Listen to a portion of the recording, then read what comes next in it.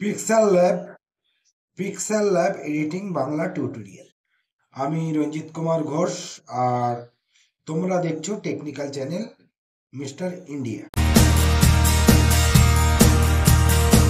তুমি নতুন YouTube channel খুলেছো, তো সেই ইউটিউব চ্যানেলে এখন তুমি ভিডিও আপলোড করবে এবং ভিডিও পাবলিশ করবে। তো ভিডিও পাবলিশ করতে গেলে তো তোমার ভিডিওটা দেখেই মানুষ আকৃষ্ট হবে, সেই জন্য তোমাকে একটা অ্যাট্রাকটিভ থাম্বনেল তৈরি করতে হবে, ফটো এডিটিং করতে হবে থাম্বনেলে। তো সেই থাম্বনেল এবং ফটো এডিটিং কিভাবে করতে হয় সেটাই আজকে আমি তোমাদের এই ভিডিওতে শেখাবো। তো বেশি কথা নয়, সরাসরি চলে যাব মোবাইল স্ক্রিনে। তো তোমরা যারা আমার চ্যানেলে নতুন দর্শক, অবশ্যই আমার চ্যানেলটিকে সাবস্ক্রাইব করবে আর সেই সাথে নোটিফিকেশান বাটন চেপে অন করে রাখবে, তাহলে এইরকম ইউটিউব রিলেটেড ভিডিও তোমরা পাবে।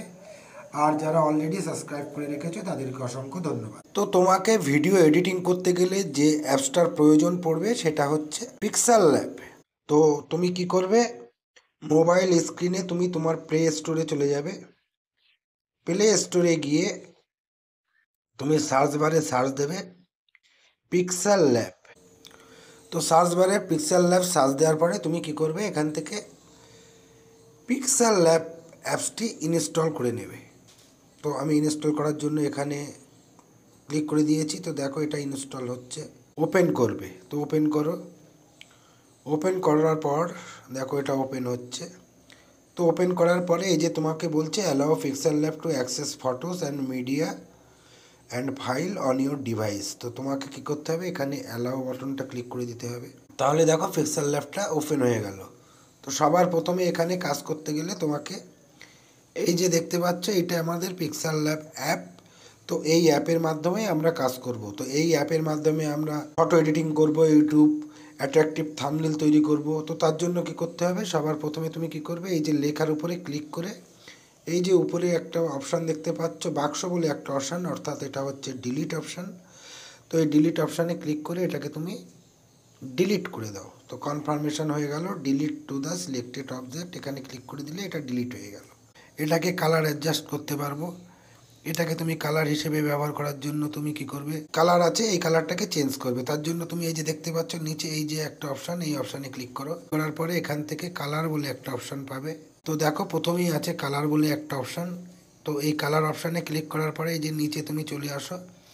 চলে এসে দেখো এই যে পরপর তুমি অনেক রকম কালার পাবে। এই কালার দিতে পারো, এই কালার দিতে পারো, এই কালার দিতে পারো, এই কালার দিতে পারো। এগুলো হচ্ছে গ্রেডিয়েন্ট কালার। আর যদি তুমি গ্রেডিয়েন্ট কালার না দিয়ে ডাইরেক্ট কালার দিতে চাও তাহলে কালারে ক্লিক করো।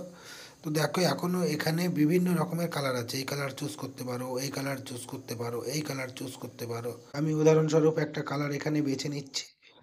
তো ধরো এই কালারটা আমি বেছে নিলাম, এই হলুদ কালারটা বেছে নেওয়ার পরে কি করলাম, এখানে টিক করে দিলাম। টিক করে দেওয়ার পরে এবারে এখানে তুমি ধরো একটা ইউটিউবের লোগো তৈরি করবে। তো তার জন্য তুমি কি করবে, এখানে একটা ফটো তোমাকে ইমেজ হিসেবে নিতে হবে। তাহলে তুমি কি করবে, এই যে ইমেজে ক্লিক করো। ইমেজে ক্লিক করার পরে এই যে নিচে দেখছো বিভিন্ন রকমের ফ্রেম আছে, এই ফ্রেমটা নিতে পারো, এই ফ্রেমটা নিতে পারো। তো ধরো আমার এই ফ্রেমটা পছন্দ হয়েছে, তো এই বাটনটা তুমি ক্লিক করে দাও।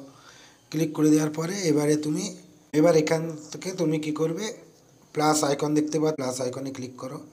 এখান থেকে তুমি তোমার গ্যালারিতে চলে যাও।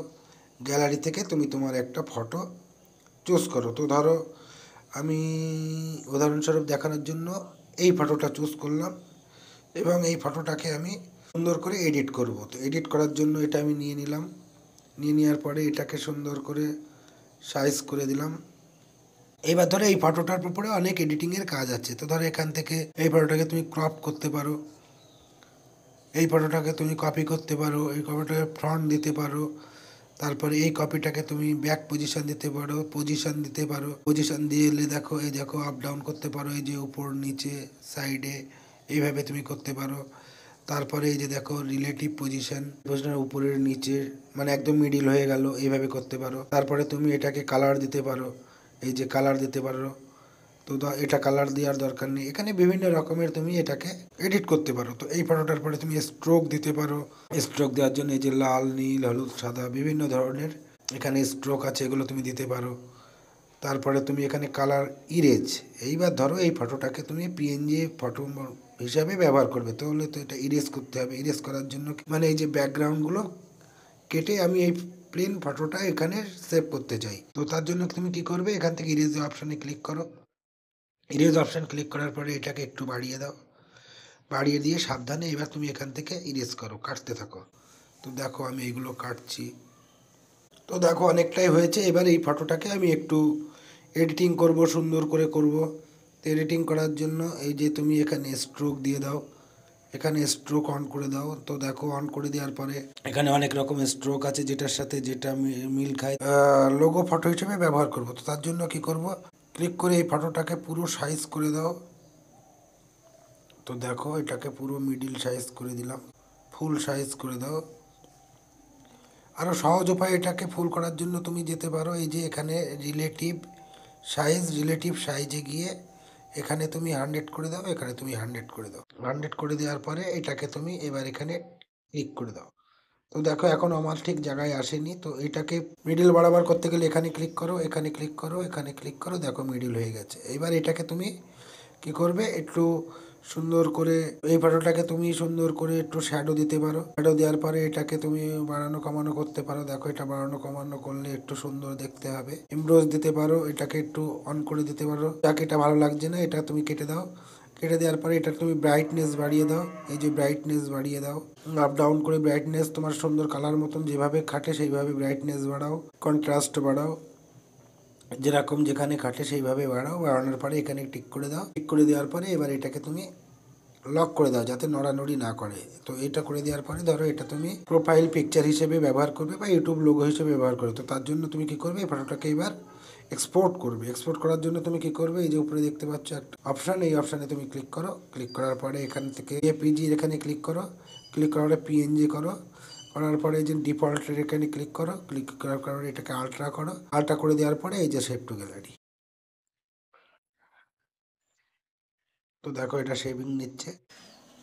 তো এই ফটোটা দেখতে কেমন হয়েছে, তো এখান থেকে তুমি গ্যালারিতে গিয়ে দেখে নাও যে প্রোফাইল পিকচার করব সেটা কেমন হচ্ছে দেখতে। এই যে দেখো ওপেন করো, দেখো সুন্দর অ্যাট্রাকটিভ হয়েছে। তো ভিডিওটা দেখে তোমরা শিখে গেলে এইভাবে থাম্বনেল তৈরি করতে হয়, এবং এই থাম্বনেল তৈরি করার পরে তুমি তোমার ভিডিওতে থাম্বনেল হিসাবে এটাকে ইউজ করবে, তাহলে তোমার ভিডিও হবে ভাইরাল এবং মানুষ আকৃষ্ট হয়ে তোমার ভিডিওর তে ক্লিক করবে। তো যাই হোক, এটাই ছিল আজকে আমার ভিডিও।